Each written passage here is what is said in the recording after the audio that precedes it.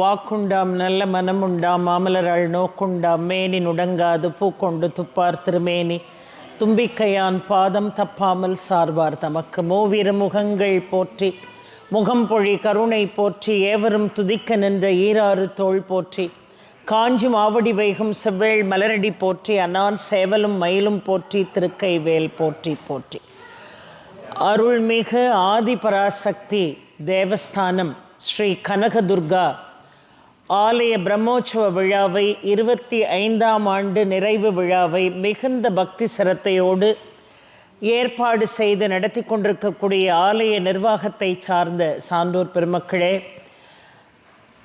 என்னை அழைத்து அம்பாளுடைய அனுகிரகத்தினால் அழைத்து சிறப்பு செய்திருக்கக்கூடிய மரியாதைக்கும் வணக்கத்திற்கும் பாராட்டுதலுக்கும் உரிய ஐயா திரு சந்திரமௌலீஸ்வரர் அவர்களே, அவர்களோடு இணைந்து தெய்வ கைங்கரியங்களை செய்து கொண்டிருக்கக்கூடிய சிவாச்சாரிய பெருமக்களே, இங்கே திரளாக வருகை தந்து இந்த நிகழ்வை தினமும் செவிமடுத்து கேட்டுக்கொண்டிருக்கக்கூடிய அருமைக்கும் பெருமைக்கும் உரிய பார்வையாளர்களே, ஒலி ஒளி அமைத்து தந்து கொண்டிருக்கக்கூடிய அன்பர்களே, மிக அருமையாக பல வேலைகளுக்கு மத்தியிலும் என்னை அழைத்து வந்து அருமையாக இந்த நிகழ்வை படம் பிடித்து கொண்டிருக்கக்கூடிய எனது அருமை புதல்வன் திரு அரவிந்த் அவர்களே, ஆன்றோர்களே, சான்றோர்களே, அத்துணை பேருக்கும் முதற்கண் என்னுடைய பணிவான வணக்கத்தை தெரிவித்துக் கொள்கிறேன்.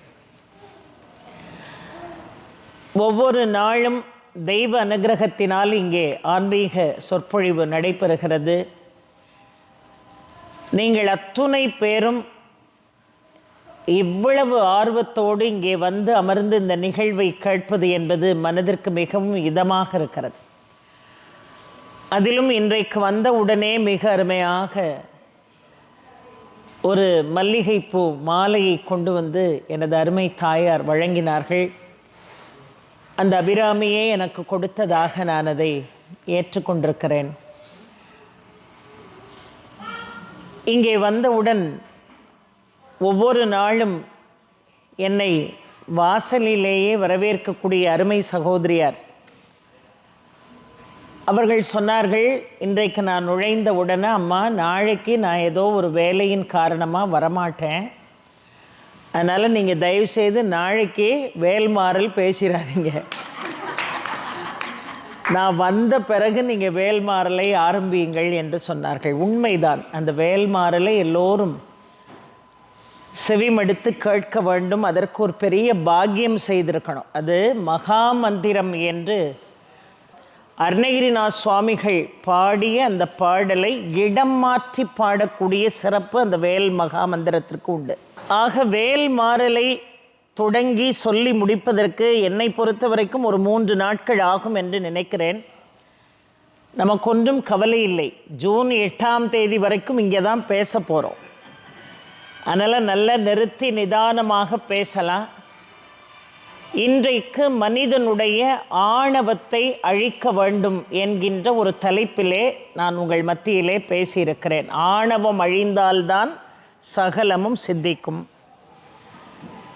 நான் என்கின்ற அகந்தை அழிந்தால்தான் நம்முடைய பிரார்த்தனைகள் அத்தனையும் நிறைவேறும். நான் என்கின்ற அகங்காரம், எனது என்கின்ற மமகாரம் அழிய வேண்டும் என்பதுதான் சூரபன்மனிடம் முருகப்பெருமான் எதிர்பார்த்தது. நான் என்கின்ற அகந்தை, எனது என்கின்ற மமகாரம், இந்த இரண்டையும் ஒரே நேரத்தில் அழிக்க இயலாது என்று நினைத்த காரணத்தினால்தான் மாமரமாக நின்ற சூரபன்மனை 2 கூறுகளாக அவன் பிரித்தான் என்று பார்க்கிறோம். நான் என்கின்ற அகந்தை, எனது என்கின்ற மமகாரம் இரண்டையும் அவன் பிளந்து அவனை என்ன செய்தான்? சம்ஹாரம் செய்தான். அதிலும் அவனை சம்ஹாரம் செய்தானா, அவனை ஆட்கொண்டானா என்று கேட்டால் மருட்கருணை கொண்டு அவனை ஆட்கொண்டான் என்று பார்க்கிறோம். நல்லவர்கள் மீது இறைவன் முருகன் செலுத்தக்கூடிய பார்வை அருள் பார்வை. ஆனால் என்ன சொன்னாலும் தன்னுடைய ஆணவத்திலிருந்து வெளியே வராத, கன்மத்திலிருந்து வெளியே வராத, மாயையிலிருந்து வெளியே வராதவனை மருட்கருணையால் எம்பெருமான் முருகன் ஆட்கொள்கிறான் என்று பார்க்கிறோம். அப்படிதான் சூரபன்மனை 18 ஆண்டுகள் காத்திருந்து மருட்கருணையால் அவனை ஆட்கொண்டான் என்று பார்க்கிறோம். அதனால்தான் அவன் சேவலாகவும் மயிலாகவும் மாறினான் என்று நாம் பார்க்கிறோம். அந்த முருகப்பெருமானை இந்த கலியுகத்தில் அவனுடைய நாமத்தை இடையராது சொல்ல சொல்ல சொல்ல நம்முடைய துன்பங்கள் எல்லாம் முற்றிலுமாக நீங்கி போகும். அதில் எந்த விதமான மாற்றமும் இல்லை. ஆனால் முருகனை வழிபாடு செய்தால் பேதமை இல்லாத நிலையோடு முருகப்பெருமானை வழிபாடு செய்யணும். எந்த பேதமையும் நமக்குள்ளே இருக்கக்கூடாது. மீண்டும் மீண்டும் அதை நான் வலியுறுத்தி சொல்கிறேன். எல்லோரும் சமம் என்கின்ற ஒரு மனோபாவம் நமக்கு இருக்கணும். ஆணவம் இல்லாத, அகந்தை இல்லாத நிலை இருக்கணும். இந்த ரெண்டும் இருக்கணும். அகந்தை நம்மிடம் இருக்கிறது, ஆணவம் நம்மிடம் இருக்கிறது, அது அழியணும்.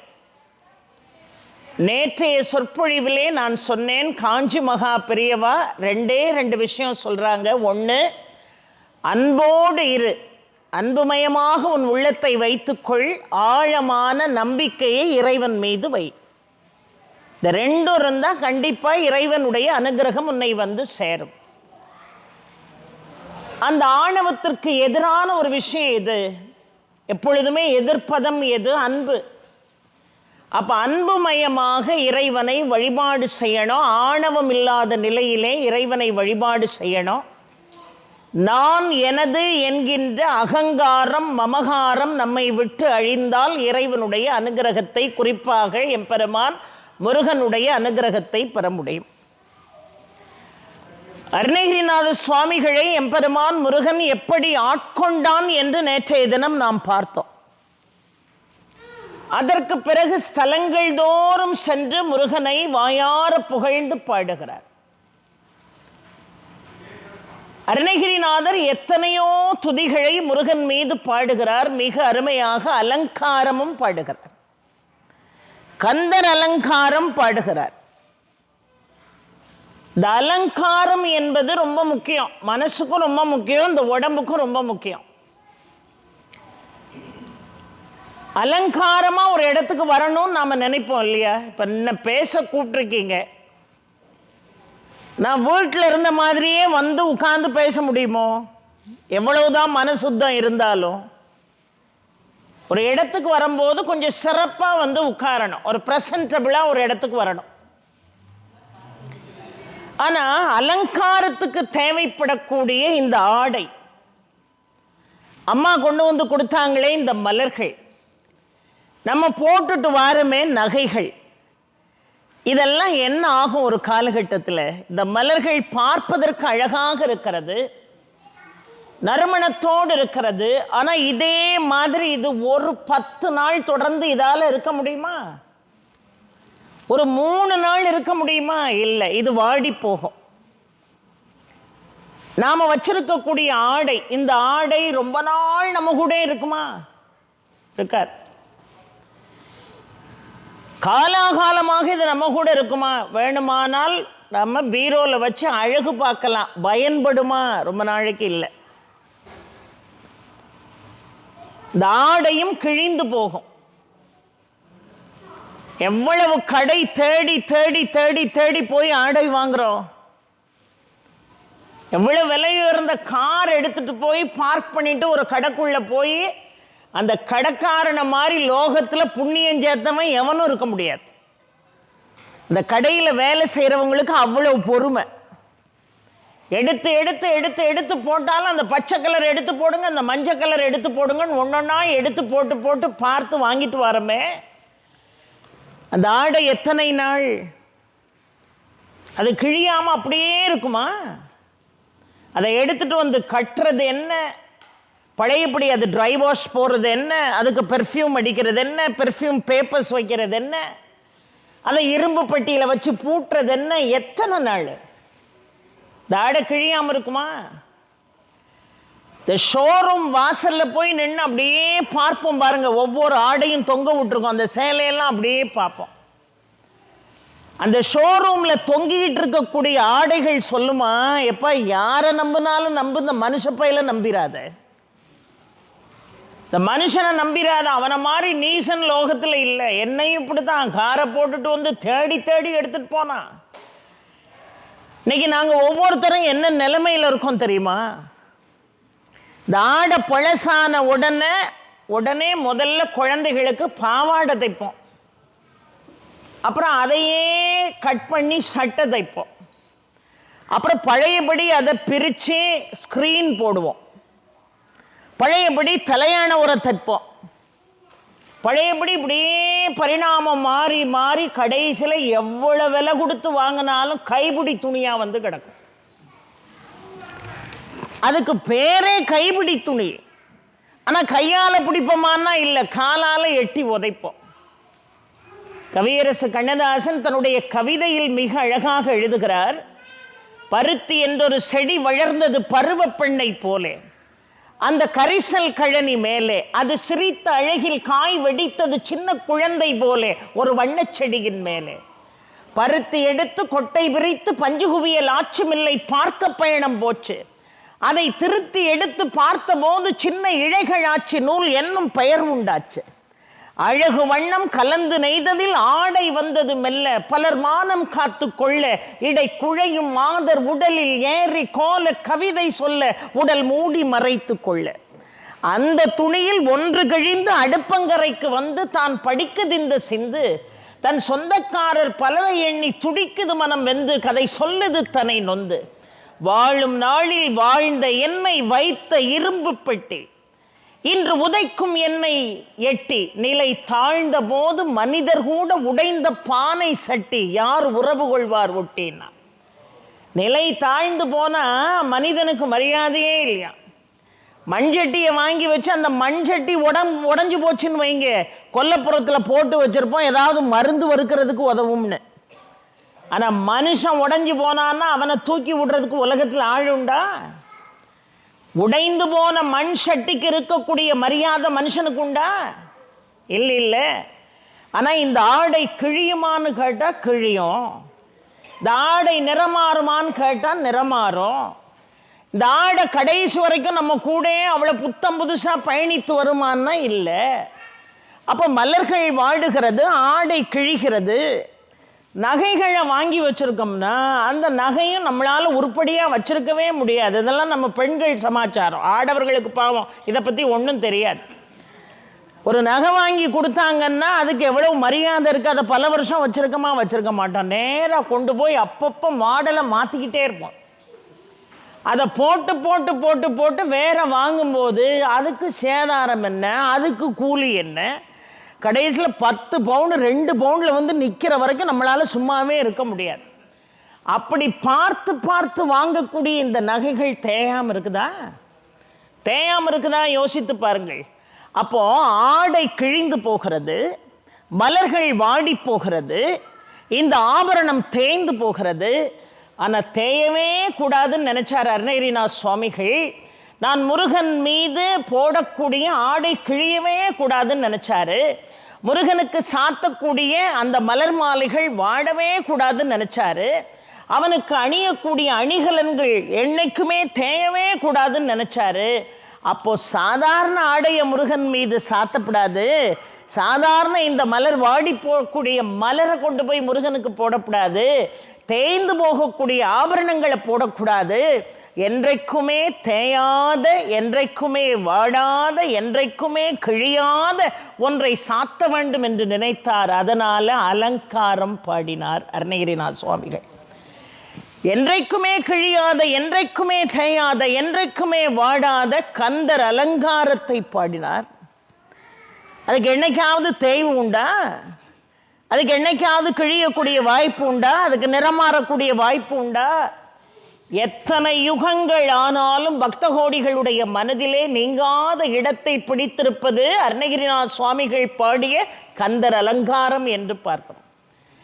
அந்த அலங்காரத்துல காப்பு பாடி முடிச்ச உடனே பாடினார், பேற்றை தவம் சற்றுமில்லாத என்னை பிரபஞ்சம் எனும் சேற்றை கழிய வழிவிட்டவா, செஞ்சடாடவி மேல் ஆற்றை பணியை இதழியை தும்பையை அம்புலியின் கீற்றை புனைந்த பெருமான் குமாரன் கிருபாகரன் ஏன்னார்.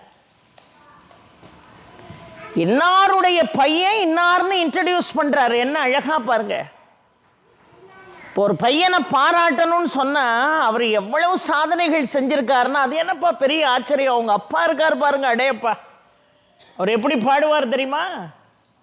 அவர் எப்படி சாதனையாளர் தெரியுமா? பிறகு விதை ஒன்று போட்டால் சொர ஒன்னாயா முளைக்கணும் கிராமத்தில் சொல்லுவாங்க. அருணகிரிநாத சுவாமிகள் தெளிவாக பாடுகிறார், பேற்றை தவம் சற்றுமில்லாத என்னை பிரபஞ்சம் எனும் சேற்றை கழிய வழிவிட்டவா. நான் எந்த தவமும் செய்யலை, நான் எந்த பேரும் பெறல, ஆனால் இந்த சேற்றிலிருந்து வெளியே வருவதற்கு எனக்கு முருகப்பெருமான் அனுகிரகம் செய்தான். அவனே ஓடோடி வந்து என்னை ஆட்கொண்டான். பேற்றை தவம் சற்றுமில்லாத என்னை, கொஞ்சம் கூட தவம் செய்யாத என்னை, எந்த பேரையும் சேர்த்து வைக்காத என்னை, இந்த பிரபஞ்சம் எனும் சேற்றை கழிய வழிவிட்டவன். நம்மெல்லாம் பல ஆண்டுகளாக இந்த பிறவி என்கின்ற கடலுக்குள்ளே நீந்திக்கிட்டு கிடக்கும். நீந்தி கரை சேர்வதற்கு முயற்சி செய்கிறமான்னு கேட்டா இல்லை. ஆனால் பேற்றை தவம் சற்றுமில்லாத என்னை பிரபஞ்சம் எனும் சேற்றை கழிய வழிவிட்டவன் யாரு? என் பெருமான் முருகன். சேற்றை கழிய வழிவிட்டவா சொல்லிட்டு சொல்றாரு, செஞ்சடாடவி மேல் ஆற்றை பணியை இதழியை தும்பையை அம்புலியின் கீற்றை புனைந்த பெருமான் குமாரன் கிருபாகரனே. பெருமான் யாரு? இத்தனையும் வச்சிருக்கிறது யாரு? என் பெருமான் சிவன். அவனுடைய மகன் யாரு? குமரன் என்கின்ற முருகன். அவன் கிருபாகரனே என்று பாடுகிறார். அவனை இந்த கலியுகத்தில் இறுகி பிடிச்சி முருகனை இறுக்கமா பிடிச்சுக்கிட்டான், அவன் பாதத்தை இறுக்கமா பிடிச்சுக்கிட்டான். ஆனால் அவன் என்னை திரும்பியே பார்க்கலன்னு சொல்றதுக்கு வாய்ப்பே கிடையாது, வாய்ப்பே கிடையாது. ஆழமான நம்பிக்கை வேணும்னு. அதனாலதான் காஞ்சி மகாபெரியவா சொன்னான், ஆற்றை பணியை இதழியை தும்பையை அம்புலியின் கீற்றை புனைந்த பெருமான் குமாரன் கிருபாகரனை. இத்தனையும் சிவபெருமானுடைய தலையில் இருக்கு. அடர்ந்த செஞ்சடையிலே இத்தனையும் இருக்கிறது. ஆறு எது? கங்கை இருக்கிறது. பனி எது? பாம்பு இருக்கிறது. இதழி எது? கொன்றை மலர் இருக்கிறது. தும்பை இருக்கிறது. பிறை சந்திரன் இருக்கிறது. இத்தனையும் தலையிலே வைத்திருக்கிறான். இத்தனையும் தலையில் இருக்கு. ஆனா இதெல்லாம் சேர்த்து அலங்காரம் பண்ற மாதிரி கழுத்தை சுத்தி வாசுகிங்க இருக்கா. என் பேர் வாசுகி, மறந்துடக்கூடாதுல்ல, கவனமா தான் இருக்கணும். அதான் அப்பப்போ இந்த ஃபீட்பேக் வந்தா தான் நிகழ்ச்சி சுவாரஸ்யமா போயிட்டு இருக்குன்னு அர்த்தம். கழுத்தை சுத்தி அருமையா வாசுகிங்கிற நாகமும் கிடக்குது. இந்த கங்கை ஒரு காலத்தில் எப்படி இருந்தாளா, பகீரதன் கடுமையான தவம் செய்கிறான். தன்னுடைய முன்னோர்களுக்கெல்லாம் தர்ப்பணம் பண்ணணும். இந்த கங்கை பிரவாகம் எடுத்து இந்த பூலோகத்துக்கு வரணும்னு அவன் செஞ்ச தவத்துக்கு ஒரு அழவே இல்லை. அம்பாளே ஆடி போயிட்டா பகீரதனுடைய தவத்தை பார்த்து. இப்படியாவது கொஞ்சம் இறக்கம் காட்டுங்க அம்மா. உடனே கங்கா நீ பிரவாகம் எடுத்து பூலோகத்தை நோக்கி வான்னா சிவன். இல்லை நான் பிரவாகம் எடுத்து வந்தா இந்த பூமி தாங்காதுன்னா. சிவன் சொன்னா பூமி தாங்குதா தாங்கலையாங்கிறத நான் பார்த்துக்கிட்டேன், நீ புறப்பட்டு வான்னா. புறப்பட்டு வந்த கங்கையை ஒரே சுற்றாக சுற்றி தன்னுடைய தலையிலே வைத்துக் கொண்டான். தன்னுடைய தலையில கங்கையை வச்சிருக்கான். ரொம்ப அழகா அருமையாக பாடுவார்கள் பாருங்கள். ஆணவம் மிகுந்த கங்கையினுடைய ஆணவத்தை எம்பெருமான் சிவன் அடக்கினான். ஆற்றை பணியை என்று சொன்னாங்க. பணின்னா பாம்பு. அந்த பாம்பு கழுத்துல கிடக்கு. பாம்பை பார்த்தா என்ன நடுங்கும்? படையும் நடுங்கும். படையும் நடுங்கும் இல்லையா? இப்போ ஒன்றும் இல்லை, பேசிக்கிட்டு இருக்கோம், அப்படி ஊடி பாம்பு போச்சான்னு யாராவது ஒருத்தர் சொன்னீங்கன்னு வைங்க, இந்த நாட்டில் பாம்பே இல்லைங்கிறாங்க, ரொம்ப சந்தோஷம். போச்சுன்னு யாராவது ஒருத்தர் சும்மா ஒரு ரூமரை சொன்னா கூட எல்லாம் ஓடி போயிட்டு சி அப்படியெல்லாம் ஒன்றும் இல்லைன்னு திரும்பி வந்து பார்ப்பீங்க. நான் இங்கே இருக்க மாட்டேன், நான் வீட்டுக்கு போய் 1/2 மணி நேரம் ஆயிருக்கும். அதனால தான் ரொம்ப அழகாக கவியரசர் எழுதுவார், பரமசிவன் கழுத்தில் கிடந்துட்டு பாம்பு கேட்டுச்சான், கருடா ஹவாயு, கருடா சௌக்கியமானு கேட்டுச்சா. உண்மைதானே? இப்போ பாம்பு வீதியில் ஓடுனா கம்பெடுத்துக்கிட்டு போய் அடிக்க போகிறோம், அதுவே பரமசிவன் கழுத்து மேலே ஆரோகணித்து வந்தால் கையெடுத்து வணங்குறோம். எங்கே இருக்கிறதுனால அவனுக்கும் சேர்த்து வணக்கம் பாருங்க. அடி வாங்குறவனுக்கு அவர் கழுத்தில் இருக்கிறதுனால வணக்கம் போய் சேருது. பரமசிவன் கழுத்திலிருந்து பாம்பு கேட்டது, கருடா சௌக்கியமா? கருடன் சொன்னா, நான் ஏண்டா கேட்க மாட்டேன், யாரும் இருக்கும் இடத்தில் இருந்து கொண்டால் எல்லாம் சௌக்கியமே. கருடன் சொன்னது அதில் அர்த்தம் உள்ளதுன்னா, ஆற்றை பணியை இதழியை என்று சொன்னார். இதழினா என்ன? கொன்றை மலர் என்று பொருள். இந்த உலகத்தில் இறைவனுடைய படைப்பில் மலர் வகைகளில் ஓம் என்கின்ற பிரணவ ரூபத்தில் இருக்கக்கூடிய ஒரே மலர் கொன்றை மலர் மட்டும்தான். அந்த அழகு மிகுந்த கொன்றை மலர், பிரணவ ரூபம் கொண்ட கொன்றை மலரையும் தலையில் வச்சிருக்காரு. ஆற்றை பணியை இதழியை, அதே நேரம் தும்பையை. இந்த தும்பைக்கு வர்ணங்களால மகிமை உண்டா? இந்த தும்பைக்கு வாசனையால மகிமை உண்டா? இல்லை இந்த தும்பைக்கு இதழ் கோர்வையால மகிமை உண்டா? இல்லையே. ஒத்த இதழ் கொண்ட மலர் தும்பை. ஆனால் அதுக்கும் அவர் தலையில் இடம் கொடுத்திருந்தாரு. பிரணவ ரூபத்தில் இருக்கக்கூடிய கொன்றைக்கும் வாசனை நிறைந்த கொன்றைக்கும் தலையில் இடம் கொடுத்திருந்தார். அவர்கிட்ட பேதமை இல்லை. பேதமை இல்லாத உலகத்தை தான் அவர் எதிர்பார்த்தார். பக்த கோடிகளுடைய மனசுல பேதமே இருக்கக்கூடாது. அப்பேற்பட்டவன் மட்டும்தான் முருகனையும் சிவனையும் வழிபாடு செய்ய முடியும். நான் என்னுடைய சொற்பொழிவினுடைய போக்கில் ஒரு 2-3 நாட்களுக்கு முன்னதாகவே உங்களுக்கு தெளிவுபடுத்திட்டேன். முருகன் வேறு, சிவன் வேறு இல்லை. மீண்டும் ஒரு முறை சொல்கிறேன். கந்தபுராணத்திலே கச்சியப்பர் பாடுகிறார், சிவன் சொல்கிறார், ஆதலின் நமது சக்தி ஆறுமுகன், அவனும் யாமும் வேதகமன்றால் நம்போல் பிரிவிலன், ஏதமில் குழவி போல்வான், யாண்டும் நின்றான் யாவையும் உணர்ந்தான். ஒரு ஸ்டேட்மெண்ட் கொடுக்கிறார். உன்னில் என்னில் உருவானவன் தான் இந்த முருகன். நம்ம 2 பேருடைய பாதையும் தான் யாரு? முருகப்பெருமான் என்று மிக அருமையாக சிவன் சொல்கிறார். அப்போ அழகான வாசனை நிறைந்த ஓம் என்கின்ற பிரணவ ரூபத்தை கொண்ட கொன்றைக்கும் அவன் தலையில் இடம் கொடுத்தான். வாசனையே இல்லாத, இதழே இல்லாத, வர்ணங்களே இல்லாத தும்பைக்கும் தலையில் இடம் கொடுத்தான். ஆற்றை பணியை இதழியை தும்பையை அம்புலியின் கீற்றை புனைந்த பெருமான் குமாரன் கிருபாகரனே. அம்புலியின் கீற்று, அதனால தான் 3ஆம் பிறை தரிசனத்தை பார்க்காம விட்டுறாதீங்கன்னு சொல்றோம். சிவபெருமானுடைய தலையில் இருக்கக்கூடிய அந்த பிறை என்ன பிறை? 3ஆம் பிறை. அந்த சந்திரனுக்கும் பாம்புக்கும் ஆகுமான்னு கேட்டால் ஆகாது. சந்திரனும் பாம்பும் ஒருத்தருக்கு ஒருத்தர் எதிரி, ஆனாலும் ஒரே இடத்துல அவர் வச்சிருக்கார். எவ்வளவு பேதம் இருந்தாலும், எவ்வளவு சண்டை இருந்தாலும், எவ்வளவு பிரச்சனை இருந்தாலும், எவ்வளவு வம்பு வழக்குகள் இருந்தாலும், நீங்க எல்லாரும் என்னை பொறுத்த வரைக்கும் என் பிள்ளைகள் தான், சமந்தான்னார். இந்த மனோபாவத்தோடு வழிபட்டால் இத்தனையும் சூடி இருக்கக்கூடிய எம்பெருமான் சிவபெருமானுடைய மகன் முருகன் உங்களுக்கு யாரு? கிருபாகரன். பேற்றை தவம் சற்றுமில்லாத என்னை பிரபஞ்சம் எனும் சேற்றை கழிய வழிவிட்டவா, செஞ்சடாடவி மேல் ஆற்றை பணியை இதழியை தும்பையை அம்புலியின் கீற்றை புனைந்த பெருமான் குமாரன் கிருபாகரன் ஏன்னார். அடுத்தாப்புல ஒரு பாட்டு சொல்றார். இது கண்டிப்பா ஒவ்வொருத்தரும் ஒவ்வொரு நாளும் சொல்ல வேண்டிய பாடல். அழித்து பிறக்க ஒட்டா அயில் வேலன் கவியை அன்பால் எழுத்து பிழையற கற்கின்றீர், எரிமூண்டதென்ன விழித்து புகையழ பொங்குவம் கூற்றன் விடும் கயிற்றால் கழுத்தில் சுருக்கிட்டு இழுக்கும் அன்றோ கவி கற்கின்றது என்ன. அழித்து பிறக்க ஒட்டா அயில் வேலன் கவி. அழித்து எதை அழிப்பான் எம்பெருமான் முருகன்? உன்னுடைய பிறவி அழிப்பான். உனக்கு வாழ்க்கையில் மரணமே சம்பவிக்காது.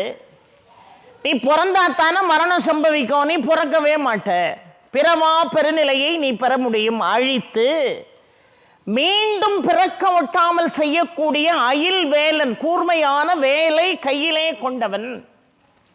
அழித்து பிறக்க ஒட்டா அயில் வேலன் கவியை அன்பால் எழுத்து பிழையற கற்கின்றிலேங்கிறார். நீ சும்மா எல்லாம் தெரியுங்கிறதுக்காக வாயால மந்திரத்தை சொல்றதுனால முருகன் ஓடி வந்துட மாட்டான். எழுத்து பிழையற படிக்கணும், அன்பால படிக்கணும். அன்பனும் பிடியுள் அகப்படும் மலையே, அன்பனும் குடில் புகும் அரசே, அன்பனும் கரத்தமர் அடங்கிடும் கடலே, அன்புருவாம் பரசிவமே என்று வரவடலூர் வள்ளல் பெருமான் பாடினாரு. அந்த அன்பு உள்ளத்துக்குள்ள இருக்கணும். அழித்து மீண்டும் பிறக்க ஒட்டாமல் செய்பவன் யாரு? அயில் வேலை தாங்கிய முருகன். முருகன் வேறு, வேல் வேறு அல்ல. அழித்து பிறக்க ஒட்டா அயில் வேலன் கவி. அந்த கவி யார் பாடினது? முதல்ல இன்னைக்கு அலங்காரம் சொல்றோம். அதை போல அந்தாதி இருக்கிறது, கந்தர் அனுபூதி இருக்கிறது, வேல் மாறல் இருக்கிறது, மிக அருமையாக வேல் வகுப்பு இருக்கிறது, சீர்பாத வகுப்பு என்கின்ற வகையை பாடினார் அருணகிரிநாத சுவாமிகள். எத்தனையோ பாடுறாரு. ஆனால் அருணகிரிநாத சுவாமிகள்னு சொன்ன உடனே நம்முடைய நினைவுக்கு வருவது எது? அவர் பாடிய திருப்புகழ். அழித்து பிறக்கமொட்டா அயில் வேலன் கவியை அன்பால் எழுத்து பிழையில்லாமல் பாடினார். முயற்சி பண்ணு. இப்போ திருப்புகழ்னா சந்த பாடல்கள். இப்போ நான்லாம் படிக்கிற காலத்தில் தமிழான்னு கேட்டால் இல்லை, நான் வரலாற்றுத்துறை. ஆனால் திருப்புகழையெல்லாம் பாடணும்னா யார் அனுகிரகம் வேணும்? யார் சொல்லி கொடுத்தாலும் அது வராது. முருகனை இருக பிடிக்கணும். அகத்தியனுக்கே இலக்கணத்தை சொல்லி கொடுத்தவன் எம்பெருமான் முருகன். முதல்ல தோன்றிய இலக்கண நூலே அகத்தியன்தான். கடல் சீற்றத்தால அகத்தியம் அழிந்து போனது. அதற்கு பிறகு தோன்றியதுதான் தொல்காப்பியருடைய தொல்காப்பியம். அப்போ முருகன்கிட்ட வேண்டுங்க. எப்படி ராமலிங்க சுவாமிகள் கண்ணாடிக்குள்ள முருகனை பார்த்தாரு, திருத்தணி முருகனை. ஒரு முருகனுடைய படத்தை எடுத்து வச்சு நல்லா அதுக்கு தூப தீபம் காட்டி மாலை போட்டு ஒரு சின்ன நெய்வேத்தியம் பண்ணி, அப்பா எனக்கு நீ திருப்புகளை சொல்லி கொடுக்கணும், கேளுங்க, சொல்லி கொடுப்பான். எனக்கெல்லாம் பேச வந்த காலத்தில் எங்கள் தந்தையார் பெரிய ஞானி. அவரை போல யாரும் பாட முடியாது. காலையில் எழுந்து 3:30 மணிக்கெல்லாம் தேவாரம் திருவாசகம் அவ்வளோ ஒரு அருமையாக பாடுவார். அந்த சத்தத்தை கேட்டு தான் எல்லா பொம்மநாட்டியும் எந்திரிச்சு வாசல் தெளிச்சு கோலம் போடுவார். அதில் வந்த ஒரு சின்ன ஒரு யாசகம் தான் கடவுள் எங்களுக்கெல்லாம் கொடுத்துருக்கிற இந்த பாக்கியம். அழித்து பிறக்கமொட்டா அயில்வேலன் கவியை அன்பால் எழுத்து பிழையற கற்கின்றீர். நீ படிக்க மாட்டேங்கிய அந்த கவியை நீ பாடு. அலங்காரத்தில் ஒரு பாட்டு தெரியுமா? சொல்லுங்க. அந்தாதியில் ஒரே ஒரு பாடல் தெரியுமா? திரும்ப திரும்ப சொல்லுங்க. அம்மா திருப்புகழ் சொல்லணுமா? உட்கார்ந்து முருகன்ட்ட கேளுங்க, எனக்கு இதை சொல்லி கொடுன்னு கேளுங்க. அவன் பதம் பிரித்து உங்களுக்கு கொடுப்பான். தானாகவே அந்த ஞானம் உங்களுக்கு தோன்றும். அழித்து பிறக்கமொட்டா அயில் வேலன் கவியை அன்பால பாடணும்னு நீ நினைச்சிட்டீன்னா கண்டிப்பா அது வரும். அங்க என்ன இருக்கக்கூடாது? ஆணவம் இருக்கக்கூடாது. அது மட்டும்தான். ஏன்னா என்ன அழகா பாடுறாரு. அப்பா நான் எவ்வளவு பெரிய பாவிப்பா, பெண்கள் பின்னாடியே நான் அலைந்தவன், க்ஷயரோகத்தால குஷ்டரோகத்தால பாதிக்கப்பட்டவன், இந்த உலகமே என்ன சீ ஓரமா போன்னு சொல்லிச்சாரா. என்ன அப்பேற்பட்ட என்ன இழிந்த நிலையில் இருந்த என்ன நீ வல்லாழ மகராஜன் கோபுரத்திலிருந்து நான் கீழே விழும்போது என்ன அப்படியே உன் ஸ்பரிசத்தோடு அணைத்து கொண்டாயே.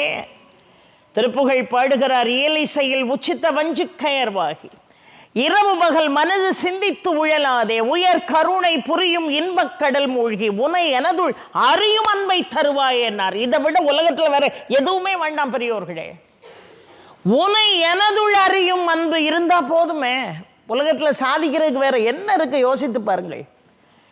இயலிசையில் உச்சித்த வஞ்சி கயர்வாகி இரவு பகல் மனது சிந்தித்து உழலாதே, உயர் கருணை புரியும் இன்ப கடல் மூழ்கி உனை எனதுள் அறியும் அன்பை தருவாயே. மகிழ் தகர்க்கல் இடையறந்த திணைக்காவல் வனசகுர மகளை வந்தித்து அணைவோனே, கைலை மலை அணைய செந்தில் பதிவாழ்வே, கரிமுகவனுக்கு இழைய கந்த பெருமாளே, கைலை மலை அணைய செந்தில் பதிவாழ்வேவா. இந்த இடத்த அப்படியே ஞாபகம் வச்சுக்கிடணும். கைலை மலை அணைய செந்தில் பதிவாழ்வே. எல்லாரும் கைலைக்கு போகணும்னு ஆசைப்படுறோமா இல்லையா? பூலோக கைலாயத்துக்கு போகணும் வாழ்க்கையில் ஒரு தடவை. அந்த கைலைக்கு இணையான ஒரு ஸ்தலம் எதுவா? திருச்செந்தூரா. திருச்செந்தூரில் வீற்றிருந்து அருள்பாலித்துக் கொண்டிருக்கக்கூடிய பாலசுப்பிரமணியன். கைலை மலை அணைய சந்தில் பதிவாழ்வே, கைலைக்கு இணையான ஸ்தலம். இந்த இடத்துல ஒரு விஷயத்தை சொல்லணும். ஒரு 4 மாதங்கள், ஒரு 2-3 மாதங்களுக்கு முன்னாடி நான் கொழும்புக்கு போயிருக்கேன். கொழும்புல போய் அங்கே 2-3 மீட்டிங் பேசிட்டு ஒரு சொந்த வேலையும் முடிச்சுட்டு அங்கே ஐயா மாதிரி ஒரு அன்பர், டாக்டர் சுனில்னு பேர், அவங்க வீட்டம்மா டாக்டர் தியாகினி, 2 பேருமே டாக்டர்ஸு. மூச்சோட கூட 2 பேருக்கும் நேரம் இல்லை. ஆனால் அவங்க அம்மா புவனேஸ்வரின்னு பேர், அந்த அம்மா ஒவ்வொரு ஆண்டும் சஷ்டியில் வந்து என்னை சந்திப்பாங்க.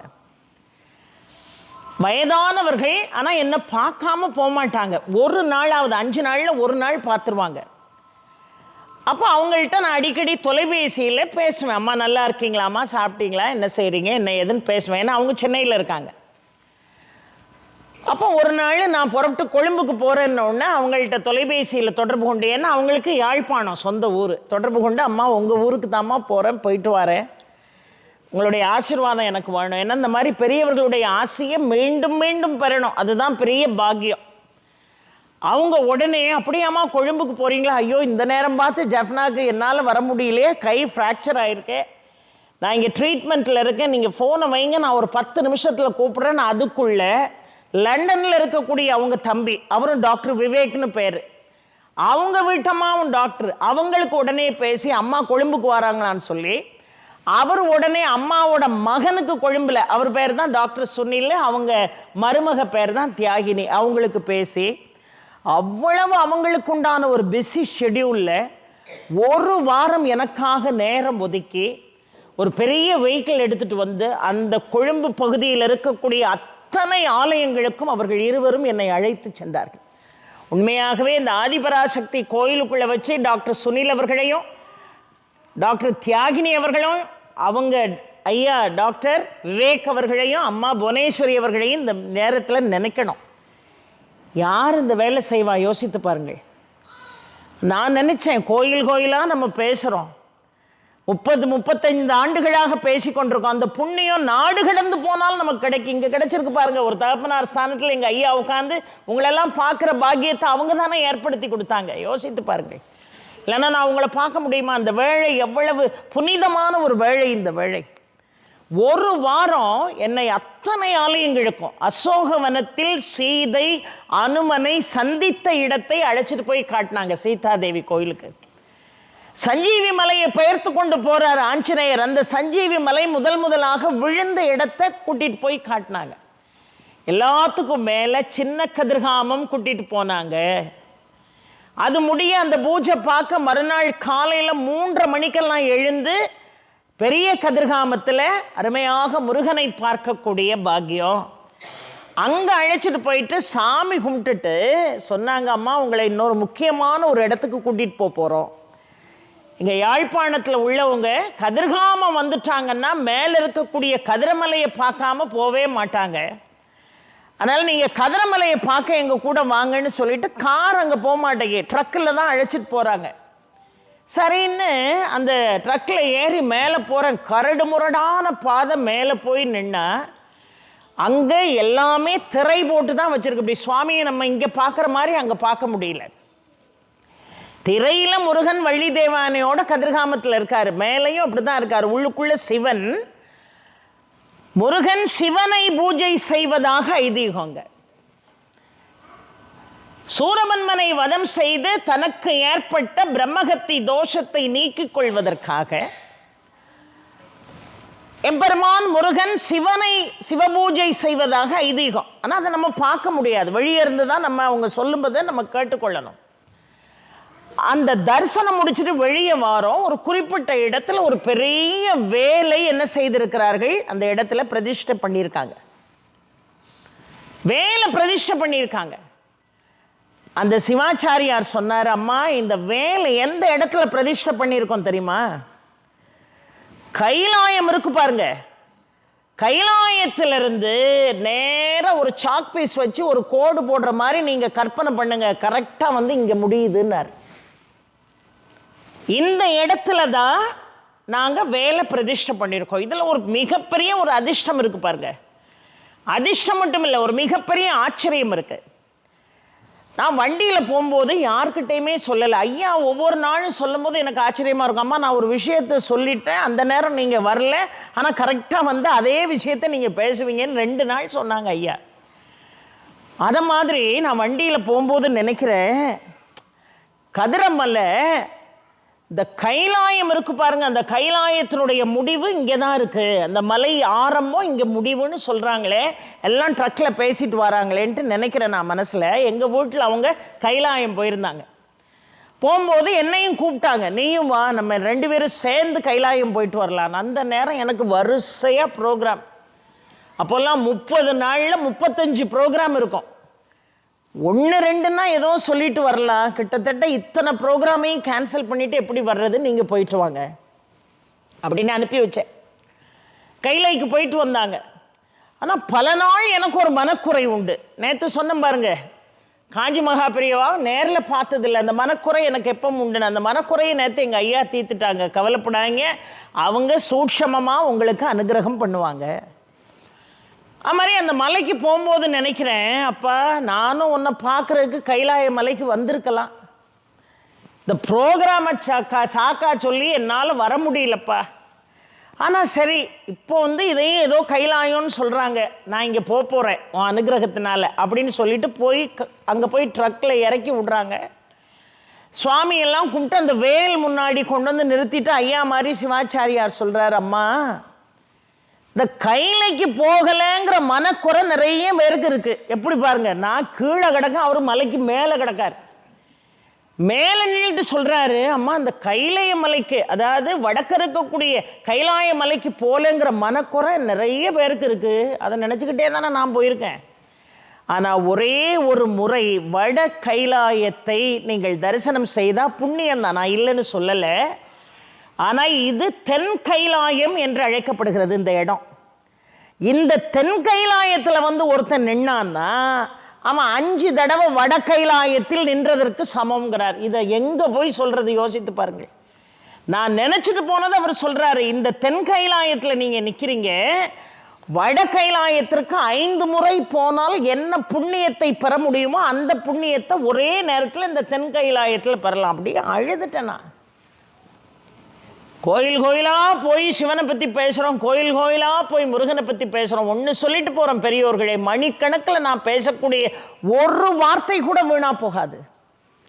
நீங்கள் இத்தனை வேலைகளுக்கு மத்தியில் அமர்ந்து நீங்கள் கேட்கிறீர்களா? இந்த கேள்வியால் ஒரு நாள் உங்களுக்கு பயனில்லைன்னு நினைக்காதீங்க.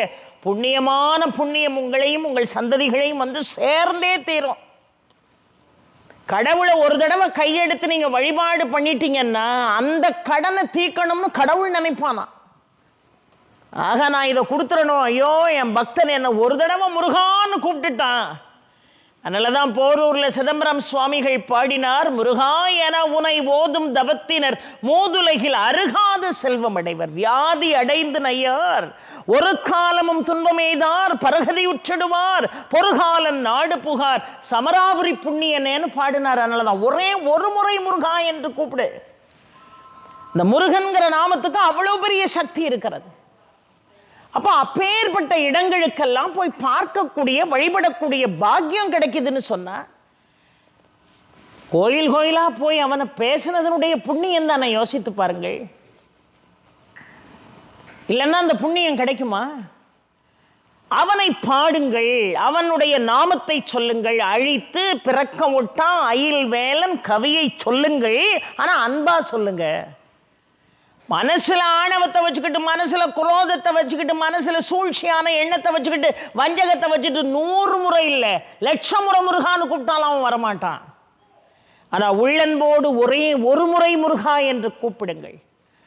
அழித்து பிறக்க முட்ட அயில் வேலன் கவியை அன்பால் எழுத்து பிழையற கற்கின்றீர். நீங்களே உட்கார்ந்து பதம் பிரிச்சு எழுதுங்க, முருகனை நம்புங்க, அன்புமயமாக பாட ஆரம்பியுங்கள். யாரும் உங்களுக்கு சொல்லிக் கொடுக்க வேண்டியதில்லை. கண்டிப்பாக எம்பெருமான் முருகனே அகத்திய மகரிஷிக்கு இலக்கணத்தை கற்பித்தது போல கற்பிப்பான்.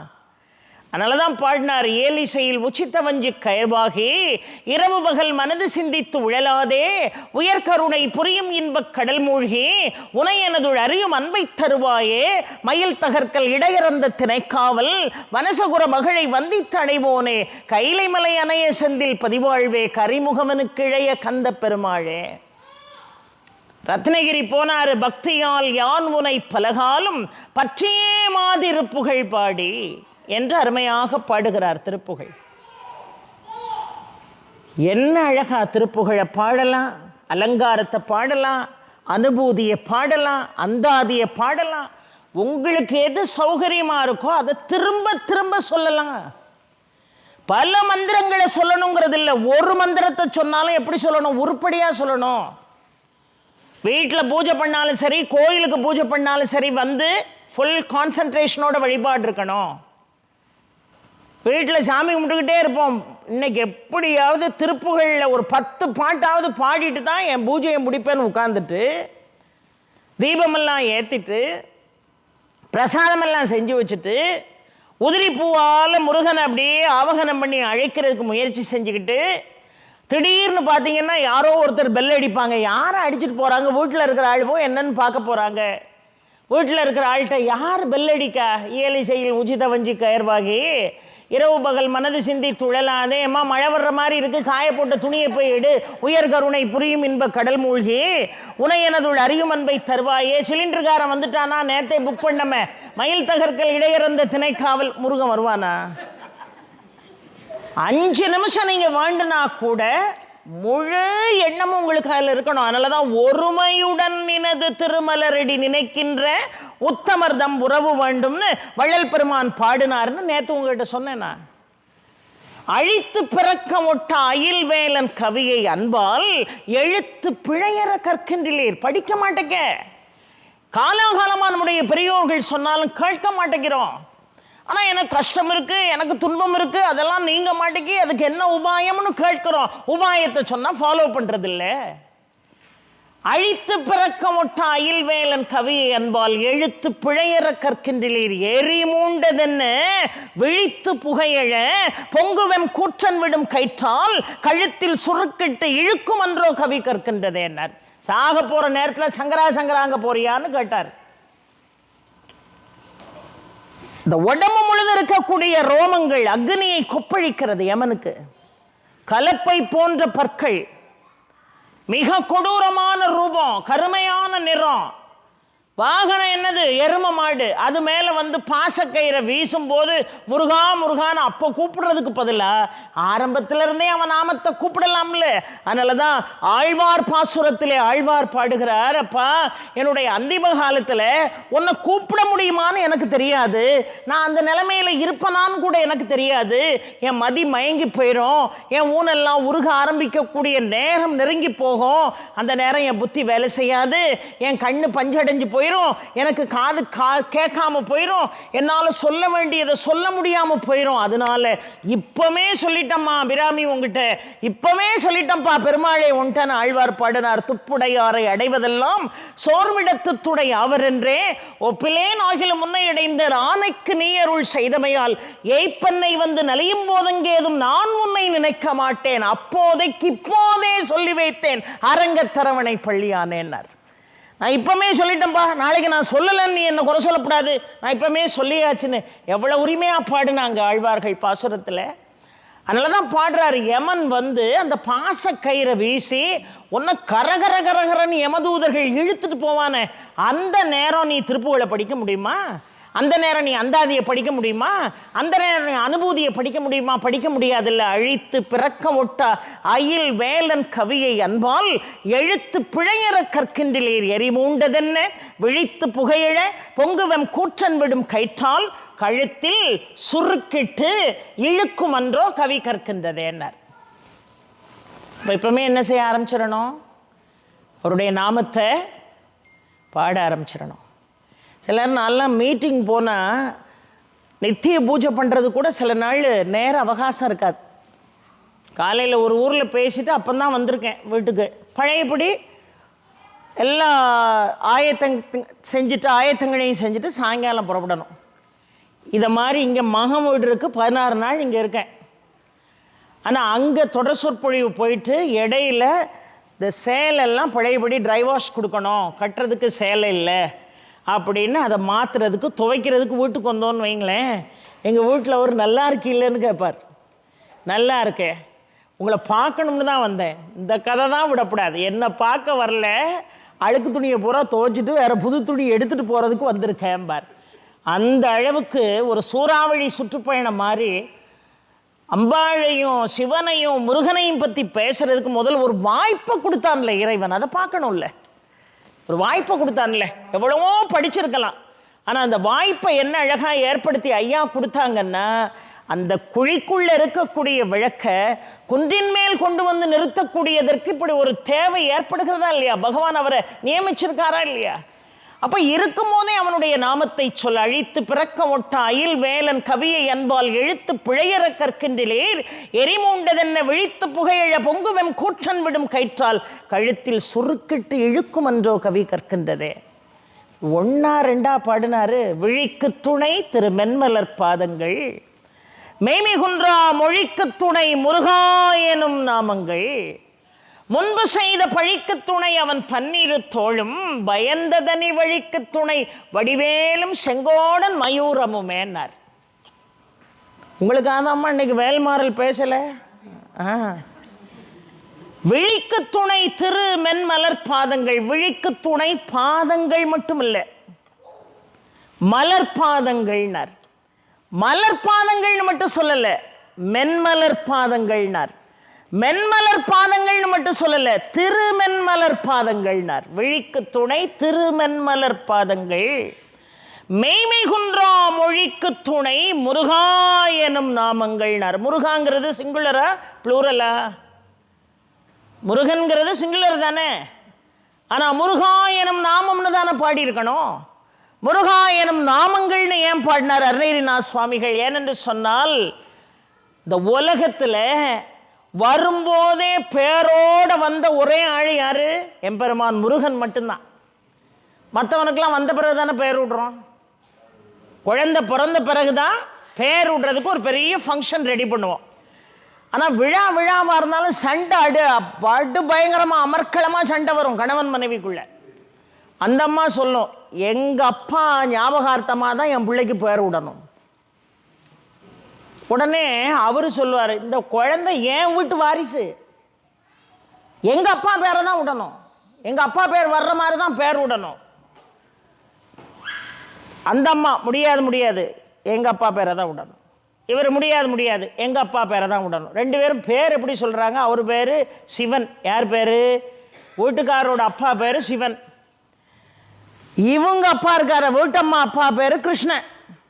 இந்த அம்மா கிருஷ்ணன் தான் விடணுங்க, அவர் இல்லை சிவன் தான் விடணும் அப்படிங்கார். சண்டை பல நாளாக நடக்கு, செவரு தாண்டி வெளியே சண்டை போயிட்டு. ஒரு நாள் ஒருத்தர் வந்தார், ஏன் 2 பேரும் இப்படி சண்டை போடுறீங்க? இந்த பேர் விடுறதுக்குள்ளே 2 பேரும் அடிச்சுக்கிட்டு இப்படியா சண்டை போடுவீங்க, என்னம்மா பிரச்சனைன்னார். எங்கள் அப்பா பேர் கிருஷ்ணன் தான் விடணும். உடனே அவன் இருந்துட்டா, எங்கள் அப்பா என்னை இவ்வளோ கஷ்டப்பட்டு வளர்த்து ஆளாக்கி படிக்க வச்சாரு, சிவன் தான் விடணும் என் மகனுக்குன்னார். இப்போ என்ன பிரச்சனை? இப்போ நான் சொல்கிறது தான் தீர்ப்பு, சிவன் வரணும் அப்படி தானே, உனக்கு கிருஷ்ணன் வரணும் அப்படி தானே, சிவராமகிருஷ்ணன் பேரை விடுங்க அப்படின்னார். உடனே அந்த அம்மா இருந்துக்கிட்டு இடையில ஒரு ராமன் வருது, அது யார்? அது எங்கள் ஐயா பேர், சேர்த்து விடுங்கட்டார். இந்த பேர் விடுறதுல இவ்வளவு சண்டை. ஆனால் பேரோடு வந்தவன் எம்பெருமான் முருகன். அதான் அம்மா பாடினாங்கல்ல இங்கே நின்று. இன்னும் என்ன அழகா நின்று பாடினாங்க. அருவம் உருவமாய் அனாதியாய் பலவாய் ஒன்றாய் பிரபமாய் நின்ற ஜோதி பிழம்பதோர் மேனியாக கருணை கூர் முகங்கள் 6 கரங்கள் 12 கொண்டே ஒரு திரு முருகன் வந்தாங்குதித்தனன் உலகம் உய்ய. முருகன்கிற பேர் வந்துதா இல்லையா? யாராவது அதுக்கு முன்னாடி அவனுக்கு பெயர் விட்டாங்களா? ஏன்னா முருகன் என்பது மட்டும் அவன் நாமம் அல்ல, குகன் என்பதும் அவன் நாமம், கார்த்திகேயன் என்பது அவன் நாமோ, சூரசம்ஹாரன் என்பது அவனுடைய நாமோ, வள்ளி மணாளன் என்பது அவனுடைய நாமோ, தேவசேனாதிபதி என்பது அவனுடைய நாமோ, சுப்பிரமணியன் என்பது அவனுடைய நாமோ. அவனுக்கு இல்லாத பேரே இல்லை. அதனால தான் முருகா எனும் நாமங்கள். முருகாங்கிற ஒரே ஒரு நாமத்தை நீ சொன்னீன்னா நீ குகன் என்றோ, குமரன் என்றோ, முருகன் என்றோ, சுப்பிரமணியன் என்றோ, வள்ளி சேனாதிபதி என்றோ, தேவசேனாதிபதி என்றோ, சூரசம்ஹாரன் என்றோ, கதிர்வேல் என்றோ, கதிரமலை நாயகன் என்றும் பல நாமங்கள் சொல்லி அழைத்ததற்கு சமம் முருகாங்கிற ஒரு நாமத்தை சொன்னாலே என்று பொருள். விழிக்கு துணை திரு மென்மலர் பாதங்கள், மெய்மை குன்றா மொழிக்கு துணை முருகா எனும் நாமங்கள், முன்பு செய்த பழிக்கு துணை. இந்த ஜென்மாந்திர பாவம் நம்மளை தொடர்ந்துக்கிட்டே இருக்குல்ல. எனக்கு வீட்டில் இருக்கக்கூடிய பிள்ளைக்கு திருமணம் சரியில்லை, குழந்தை பாக்கியம் இல்லை, பிரச்சனைகளாக இருக்குது, எல்லாமே ஜென்மாந்திர பாவம் தான். அது தொடர்ந்துக்கிட்டே இருக்கும்.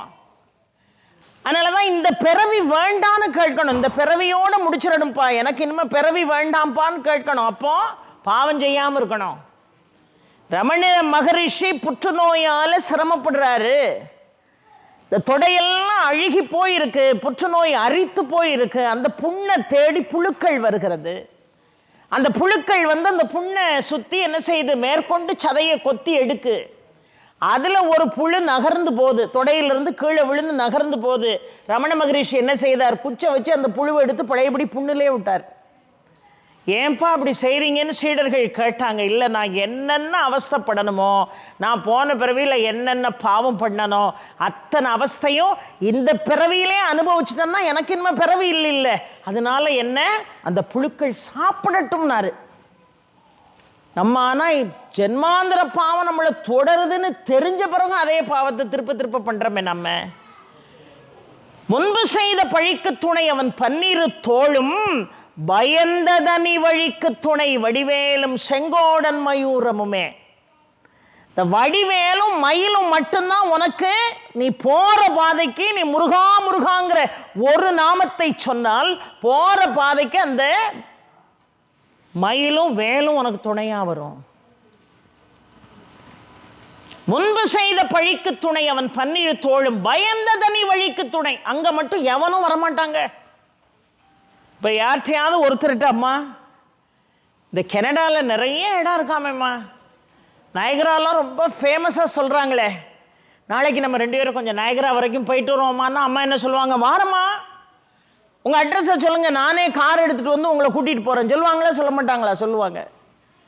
அம்மா இங்கே அருமையான சவுத் இண்டியன் ஃபுட்டு, போய் சுட சுட இட்லி சட்னி சாம்பார். முந்தானாலே இட்லியை பற்றி பேசியிருக்கேன், திருப்பி ஞாபகப்படுத்தப்படாது. இட்லி சாப்பிடணும், ஒரு ஹோட்டலுக்கு போவோமா, போவோம் வாங்க நானே கூட்டிகிட்டு போகிறேன் உங்களை சொல்லுவீங்களா சொல்ல மாட்டிங்களா? அம்மா இந்த மாதிரி சாரி நேற்று ஐயா ஒரு அருமையான சாரி கொடுத்தாங்க, அந்த சாரியை வச்சுருக்கேன். போன தடவை வரும்போது எனக்கு ரெட் கலரில் ஒரு சாரி கொடுத்தாங்க, அதை அவ்வளோ பவித்திரமாக வச்சுருக்கேன். நான் ரொம்ப முக்கியமான அக்கேஷன்ஸுக்கு மட்டும்தான் அதை நான் கட்டணும்னு வச்சுருக்கேன். ரொம்ப அழகான ஒரு சாரி, கிட்டத்தட்ட இந்த காம்பினேஷன். ஆனால் copper sulphate with dark navy blue. இது navy blue with copper sulphate. கொஞ்சம் தான் சேஞ்ச் ஆகிருக்கு, ஆனால் கிடைச்சதா இல்லையா? திடீர்னு அம்மா உங்களுக்கு இப்போ அது மாதிரி சேலை வேணுமாம்மா, வாங்கம்மா நாளைக்கு கடைக்கு கூப்பிட்டு போகிறேன் அப்படின்னு யாராவது கூப்பிட்டீங்கன்னா நான் வருவேன். நான் கூப்பிட்டேன்னா நீங்கள் என்ன செய்வீங்க, வருவீங்களா வரமாட்டிங்களா? வருவீங்க. அம்மா சேலை எடுக்க வாங்கம்மா, வாரம்மா. அம்மா காஃபி குடிக்க போவோமாம்மா, ஃபில்டர் காஃபி, வாரம்மா. அம்மா கோயிலுக்கு போவோமாம்மா, வாரம்மா. யாருக்கிட்டையாவது போய் அம்மா நாளைக்கு காலையில் 12:30 மணிக்கு மேலே போகிறேன் வாரிகளாமான்னு கேட்டு பாருங்க, எவனாவது வருவானா? எவனாவது உலகத்தில் வருவானா? அங்கே யாரையா வருவா? அங்கே தனியாக தாயா நீ போய் ஆகணும், கூட வரமாட்டேன். பெத்த பிள்ளை வருமா? இல்லை கட்டின வீட்டுக்கார் வருவாரா நம்ம கூட? இல்லை நம்மளை 10 மாதம் சுமந்து பெற்ற தாய் வருவாளா? அதுக்கு ஒரு காரணம் வச்சுருப்போம். நான் போயிடணும்னு தான் நினைக்கிறேன், மற்ற பிள்ளைகளை யார் பார்க்கறது? நான் போயிடணும்னு தான் நினைக்கிறேன், வீட்டுக்காரரை யார் பார்க்கறது? எல்லாத்துக்கும் ஒரு காரணம் நம்ம வச்சுருப்போம். அங்கே மட்டும் தனியாக தான் நீ போகணும். அதனால தான் தனி வழின்னு பாடல அருணகிரிநாத சுவாமிகள் பயந்ததனி வழின்னு பாடினார். பயமா இருக்கும் அந்த இடம். பயந்த தனி வழிக்கு துணை வடிவேலும் செங்கோடன் மயூரமுமேன்னு பாடினாரு. அப்போ பூர்வ ஜென்ம கர்மா நம்மளை துரத்தாமல் இருக்கணும், இந்த பிறவி நமக்கு அழியணும், முருகனுடைய அனுகிரகம் நமக்கு கிடைக்கணும். பல நாமங்கள் கொண்ட முருகனை முருகாங்கிற ஒரு நாமத்தோடு நான் அழைத்தாலும் போதும் அவன் ஓடி வரணும். அதுக்கு என்ன செய்யணும்? ஆணவம் அழியணும். சேந்தனை கந்தனை செங்கோட்டு வெற்பனை செஞ்சுடர்வேல் வேந்தனை செந்தமிழ் நூல் விரித்தோனை விளங்கு வெள்ளி காந்தனை கந்த கடம்பனை கார்மையில் வாகனனை சாந்துனை போதும் மறவாதவருக்கு ஒரு தாழ்வில்லை. நான் கூட உங்கள்கிட்ட சொன்னேன், நித்திய பூஜை பண்ண நேரம் இல்லை, மந்திரம் சொல்ல நேரம் இல்லை, டைவர்ஷனோட மந்திரம் சொல்லக்கூடாது. அதுக்கு தான் நான் உங்கள்கிட்ட சொன்னேன், துணி காஞ்சிட்டா சிலிண்டருக்காரன் வந்துட்டானா. இப்போ காரில் போகும்போது அப்படி தான் மந்திரம் சொல்லிட்டு போக முடியாது. ஏன்னா 10 டெலிஃபோன் வரும். அமைப்பாளர்கள் அம்மா எங்கே வந்துக்கிட்டு இருக்கீங்கன்னு 10 தடவை ஃபோன் பண்ணாங்க. அட்டன் பண்ணாமல் இருக்க முடியுமா? வேற எதுவும் இல்லைங்க. ஒரே ஒரு 5 நிமிஷம் செலவழிச்சு அப்படியே சுவாமி அறை கூட இல்லை, ஒரு இடத்துல நின்றுட்டு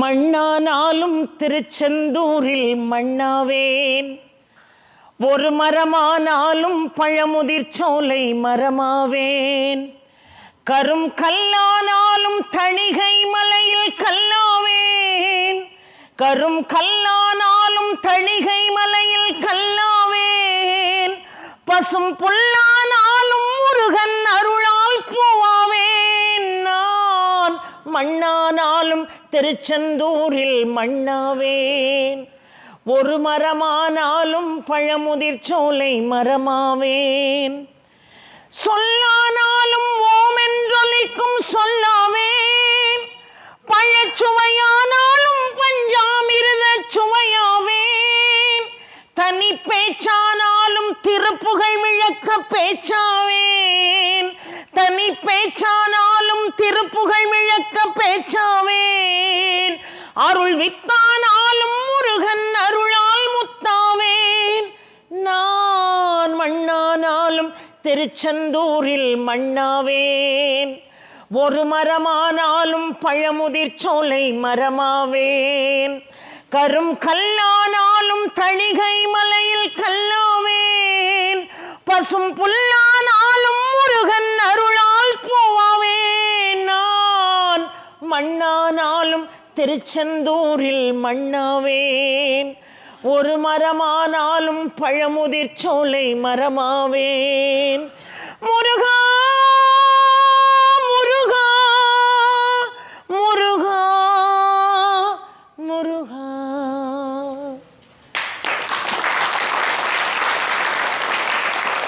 எப்படி முருகனே வந்து கை தட்டுறாரு பாருங்க, முன்வரிசையில் நின்று 2 பேரும் எப்படி அழுகுறாங்க பாருங்க.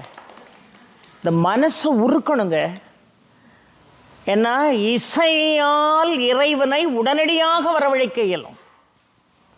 சுந்தரட்ட சொன்னார்ல, சுந்தரா என்னை பாடு, சுந்தரா என்னை தமிழால் பாடுனார். நான் எப்படிப்பா உன்னை பாடுறதுன்னார்.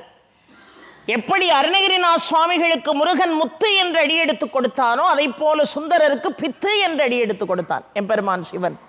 பித்தா பிரைசூடி பெருமானே அருளாழா எத்தான் மறவாதே நினைக்கின்றேன் மனத்துன்னை, வைத்தாய் பெண்ணை தென்பால் வெண்ணநல்லூர் அருள்துறையுள் அத்தா உனக்காழாயினி அல்லேன் எனலாமே, ஊனாய் உயிரானாய் உடலானாய் உலகானாய் வானாய் நிலனானாய் கடலானாய் மலையானாய் தேனார் பெண்ணை தென்பால் வெண்ணநல்லூர் அருள்துறையுள் ஆழாய் உனக்கானாயினி அல்லேன் எனலாமேன்னு பாடினாரு. நமக்கா திருப்புகழை சொல்லிக் கொடுக்கறதுக்கு முருகன் வரமாட்டான்? கண்டிப்பாக வருவான். சேந்தனை கந்தனை செங்கோட்டு வெற்பனை செஞ்சுடர்வேல் வேந்தனை செந்தமிழ் நூல் விரித்தோனை விளங்கு வெள்ளி காந்தனை கந்த கடம்பனை கார்மையில் வாகனனை சாந்துனை போதும் மறவாதவருக்கு ஒரு தாழ்வில்லை என்னார். என் தலையெழுத்தெல்லாம் இப்படி இருக்கேன், என் வாழ்க்கையில் எந்த மாற்றமுமே நடக்காதா முருகா? இங்கே முருகன் என்ன அழகா ராஜகோலத்தில் பழனி ஆண்டவர் உட்கார்ந்துருக்காரு. எனக்கெல்லாம் எதுவுமே வாழ்க்கையில் நடக்காதா? நான் இப்படியே தான் அழுதுகிட்டு இருக்கணுமா? நான் இப்படியே தான் கஷ்டப்பட்டுக்கிட்டு இருக்கணுமா? நான் இப்படியே தான் பிரச்சனையில் இருக்கணுமா? முருகனை இறுகி பிடித்தால் அவன் உங்கள் தலையெழுத்தை மாற்றுவான். செயல்பட்டழிந்தது செந்தோர் வயல் பொழில் தேங்கடம்பின் மால்பட்டழிந்தது பூங்கொடியார் மனம், மாமையிலோன் வேல்பட்டழிந்தது வேலையும் சூரனும் வெற்பும், அவன் கால் பட்டழிந்தது இங்கு என் தலைமேல் என் கையெழுத்தேன்னு என்ன அழகா அருணகிரிநாத் சுவாமிகள் பாடினார். உன் தலையெழுத்தை மாற்றணும்னு முருகன் முடிவு பண்ணிட்டான்னா மாற்றியாவான். ஆனால் ஒரே ஒரு விஷயம்தான், தலைப்பென்ன அகந்தையை அழிக்கணும், கர்வத்தை அழிக்கணும், ஆணவத்தை அழிக்கணும், நான் எனது என்கின்ற அகங்காரம் அமகாரத்தை அழிச்சாத்தான் நீ என்ன அடைய முடியுங்கிறது தானே சூரபன்மனை வச்சு நமக்கு முருகன் சொல்லி கொடுத்த விஷயம். அவனை அழிச்சானா? அவனை மறுக்கருணையால் ஆட்கொண்டானே, சேவலாகவும் மயிலாகவும் மாற்றி தன்னருகே வைத்து கொண்டானே. அவ்வளவு பெரிய அட்டகாசத்தினுடைய உச்சத்தில் இருந்தவன் சூரபன்மன். அவனை மன்னிக்க தெரிந்த முருகனுக்கு உங்களை என்னையும் மன்னிக்க முடியாதா? கர்வம் அழியணும், கர்வம் இல்லாமல் உலகத்தில் வாழணும். வீணை என்பது ஒரு அருமையான ஒரு இசை கருவி. தும்புரு கையில ஒரு வீணை இருந்தது. தும்புரு எங்க வீணை வாசிப்பாரு? கைலாயத்தில் வீணை வாசிப்பார். நாரதர் ஒரு இடத்துல போய் வீணை வாசிப்பார். எங்க வீணை வாசிப்பார்? நாராயணாங்கிற நாமத்தை சொல்லி வைகுண்டத்தில் வீணை வாசிப்பார். இந்த தும்புருவுக்கு குரு யாரு? நாரதர் தான் குரு. தும்புரு பாடக்கூடிய இசைக்கு தேவகானம் என்று பெயர். நாரதர் கையில் இருக்கக்கூடிய வீணையில் மீட்டுகிறார் பாருங்கள், அதற்கு நாரதகானம் என்று பெயர். இந்த தும்புரு குபேரனுடைய அவையில, இந்த தும்புரு இந்திரனுடைய அவையில நிரந்தரமான அவை கவிஞன் அவன். ஒருத்தர் நிரந்தரமா ஒரு இடத்தை பிடிக்கணும்னா கடினமா என்ன செய்யணும்? உழைக்கணும். நிரந்தரமான அவை கவிஞன் அவன், சாதாரணமானவன் அல்ல. ஆஸ்தான கவிஞன், ஆஸ்தான வித்வான்னு சொல்லுவாங்கள்ல, அது மாதிரி குபேரனுடைய அவையிலையும் இந்திரனுடைய அவையிலையும் தும்புரு ஆஸ்தான கவிஞன். அழகா பாடுவான் தும்புரு, மிக அழகான இசை வல்லுநன் அவன். ஆனா இந்த தும்புரு கிம்புருடர்கள், கிண்ணறர்கள், கந்தர்வர்கள் எல்லாருக்கும் தலைவன். ஏன்னா அவன் ஒரு கந்தர்வன். அவன் வீணை வாசிச்சா அந்த உலகமே மயங்கி போகும். நாரதர் வீணை வாசிச்சாலும் உலகம் மயங்கி போகும். நாரதர் கையில் இருக்கக்கூடிய வீணைக்கு என்ன பேர்? மகதின்னு பேர். தும்புரு கையில் இருக்கக்கூடிய வீணைக்கு என்ன பேரு? காழாவதி என்று பேர். இந்த ரெண்டு பேரும் வீணை வாசிக்கிறதுல கில்லாடிகள். ஆனா ஒரு நாள் ரெண்டு பேருக்கு இடையில ஒரு போட்டி. இந்த போட்டி ஆரம்பிக்கிறதுக்கு முன்னாடி ஒரு சம்பவம் நடந்தது. கையில பொன்னாலும் மணிகள் பதிந்த ஒரு வீணையை வச்சிருக்காரு கையில தும்புரு. இப்ப நாரதர் தான் தும்புருக்கு குரு. பொன்னாலும் மணியாலும் புனையப்பட்ட செய்யப்பட்ட ஒரு வீணையை கையில வச்சிருக்காரு. இப்ப நாரதர் கேட்டாரு, உன் கையில இருக்கிற காலாவதி மாதிரி இது தெரியலையே, இந்த வீணை ஏதுன்னு கேட்டார். இந்த வீணை உனக்கு ஏதுன்னு கேட்டார். அப்ப அவர் சொன்னாரு, இந்த பூலோகத்துல பிராச்சீன பஹ்ரி என்று ஒரு பேரரசன் இருந்தான். அந்த பேரரசனை புகழ்ந்து பாடினேன். புகழ்ந்து பாடினதுனால அவர் என்ன செஞ்சாரு? இந்த பொன்னாலும் மணியாலும் பதிக்கப்பட்ட வீணையை எனக்கு பரிசா கொடுத்தாரு. பரிசா கொடுத்தாரு. உடனே அவர் சொன்னார் பாருங்க, இறைவனை பாடக்கூடிய இந்த வாயால நீ எப்படி நரஸ்துதி பண்ணலாம்? நீ சாதாரண மனுஷனை எப்படி புகழ்ந்து நீ பாடலாம்? இறைவனை தானே நீ புகழ்ந்து பாடணும். அதனால தான் அந்த காலத்திலே பாடுனாங்க, அப்பனை பாடும் வாயால் சுப்பனை பாட மாட்டேன்லாம் ஒரு வரலாறு இருக்கு. நீ எப்படி நரஸ்துதி பாடுன? உனக்கு இப்பமே தண்டனை கொடுக்க, நீ பூலோகத்தில் போய் விழுந்துட்டார் நாரதர். நாரதர் சாபம் கொடுத்த உடனே தும்புரு எங்க வந்து விழுந்தார் தெரியுமா? திருமலை என்று அழைக்கக்கூடிய திருப்பதியில் இருக்கக்கூடிய கோண தீர்த்தத்தில் வந்து விழுந்துட்டார். இப்ப தும்புரு கோண தீர்த்தத்தில் விழுந்து, அப்பா நான் உன்னுடைய பரமபதத்தை அடைய வேண்டும். என்ன அழகா பல்லாண்டு பாடுனாங்க ஐயா. இந்த ஒரு பாட்டு போதும். இந்த பல்லாண்டுங்கிற ஒரே ஒரு பாசுரம் பாடினாலே போதும், எல்லா சுபிட்சமும் நமக்கு வாழ்க்கையில் வந்து சேரும். அப்போ அங்கே கிடந்துக்கிட்டு, அந்த கோண தீர்த்தத்தில் கிடந்துக்கிட்டு வேண்டினார், எனக்கு பரமபதம் வேண்டும், இறைவனுடைய பரமபதத்தை வந்து சேரணும். பெருமாள் காட்சி கொடுத்து என் பரமபதத்தோடு உன்னை இணைத்தேன்னு சொன்ன பிறகு பெருமாள்கிட்ட ஒரு வரம் கேட்டார். என்ன வரம் கேட்டார் தெரியுமா? யாரெல்லாம் இந்த திருமலை திருப்பதியில் வந்து கோண தீர்த்தத்திலே நீராடுகிறார்களோ அவர்களுக்கு நீ பரமபதத்தை கொடுக்க வேண்டும் என்று. பரமபதத்தை தான் மட்டும் பெற்றா போதும்ட்டு போல, எல்லாருக்கும் அந்த பரமபதம் கிடைக்கணும், அதனால கோண தீர்த்தத்தில் வந்து நீராட வேண்டும் என்று வேண்டினார். அந்த கோண தீர்த்தம் தான் இன்றைக்கும் திருமலையில் ஓடிக்கொண்டிருக்கக்கூடிய தும்புரு தீர்த்தம். தும்புரு வந்து அந்த கோண தீர்த்தத்துக்குள்ளே விழுந்ததுனால கோண தீர்த்தங்கிற நாமம் மாறி இப்போ அது எப்படி ஆயிட்டு, தும்புரு தீர்த்தம்னு ஆயிட்டு. அவ்வளவு பெருமையோடு இருந்தவர் ஒரு காலகட்டத்தில் எப்படி இருந்தாராம், குரு நாரதர். அந்த குருவுக்கு கொடுக்க வேண்டிய மரியாதையை கொடுக்கணுமா இல்லையா? நான் தான் வீணையில் டாப் மோஸ்ட்னார். அவர் நாரதர் சொன்னார், ஏன் சொல்லி கொடுத்ததே நான்ப்பா, நீ என்ன ஒன்று நீ பெருமையாக சொல்கிறேன்னாராமா. குருவுக்கு மிஞ்சின சிஷ்யம் இருக்கப்படாதா? என்ன மாதிரி வீணை யாரும் வாசிக்க முடியாதுன்னார். நாரதர் சொன்னார், என் கையில் இருக்கிற மகதி முன்னாடி உலகத்தில் எவனும் நிற்க முடியாதுன்னார். உடனே 2 பேரில் யார் சிறந்த வீணை வாசிப்பாளர்கள் என்று கேட்பதற்கு நேராக கைலையில் சிவனை பார்த்து கேட்டுருவான். அவனை விட ஜட்ஜ்மெண்ட் சொல்கிறதுக்கு உலகத்தில் ஆள் இல்லைன்னு நேராக கைலையை நோக்கி போகிறாங்க. போகிற வழியில் பல காடுகளை கடந்து 2 பேரும் போகிறாங்க. ஒரு காட்டுக்குள்ள ஸ்ரீராம் ஜெயராம் ஜெய ஜெயராம், ஸ்ரீராம் ஜெயராம் ஜெய ஜெயராம்னு ராமநாமம் கேட்கு.